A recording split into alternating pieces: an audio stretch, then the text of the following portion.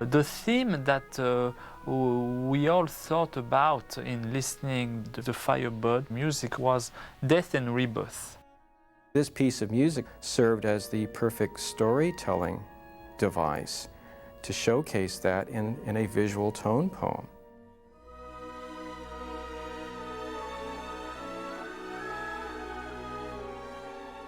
The music was so powerful that immediately he was telling a very strong story.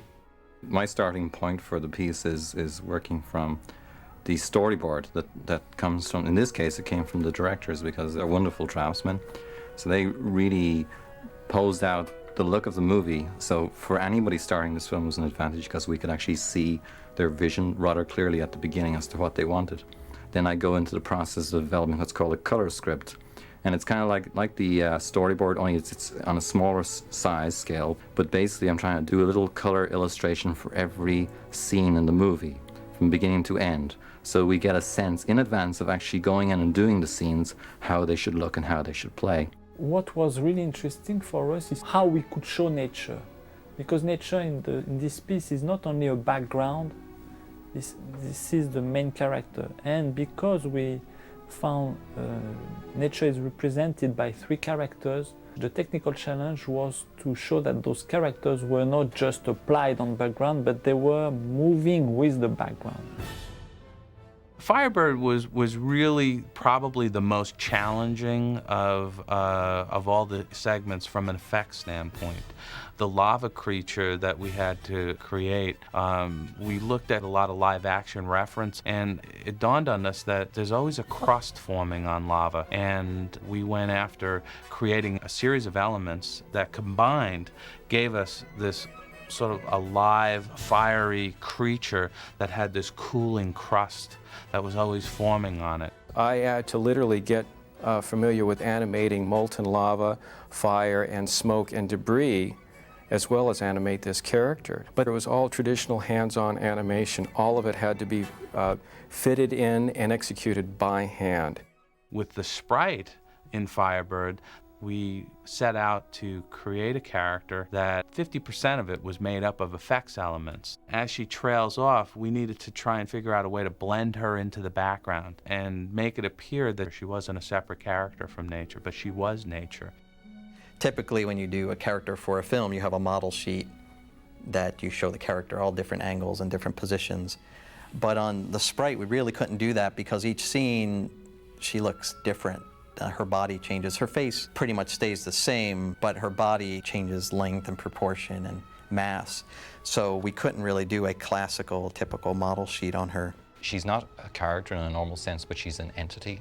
So we had to define her different functions depending on the scene itself. And basically, I drew a chart where I broke her down into 7 main areas, each one defined by her function at scene. She's actually a very traditionally animated character, hand-drawn with lines. That just gets us as far as her having a line quality and a color quality. What we needed to do was give her texture and give her the elements that made her part of the environment she was in. We did this by layering her with hand-drawn effects elements in the sense of tones and highlights, with hand-drawn particles moving off her, little leaves and branches and pieces growing from her body, and also with CG elements in the form of particle systems, which we could make them be just single blades of grass, or they could be larger flowers and blossoms growing from her body. Paul and Gaetan's vision of the elk was that he was going to be real royal and majestic, like the king of the forest. I was trying to capture that nobility, being able to walk regally and to bow down and with his eyes to say, come on, get up, or a little tilt of the head, try to give words of encouragement just through his body language. So that's a challenge of a character that doesn't have dialogue. Antlers are stiff, they're very difficult to draw in a character that's moving slowly. Interestingly enough, this was the same problem that Walt and his team had on Bambi.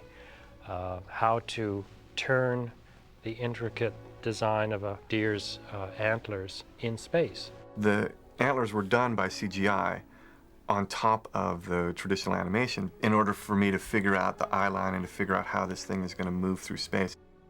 The project in itself, I feel, is a little bit unique because it's a very collaborative project.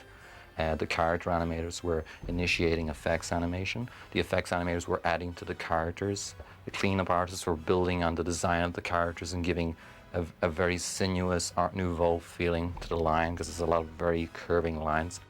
All along the way in this project, the artists have brought a lot to it, and they've really enhanced and built upon that. The integration between CGI animation and traditional work, I think, made a very good marriage. Collaboration is the name of the game in Disney animation, and particularly the end of the film when the sprite is going up to the mountain and we're combining traditional animation with particle animation, with the backgrounds and the grass blowing, which is done with the CGI process. And all of these things working together and everybody cooperating and working together, we come up with something I think that is brilliant.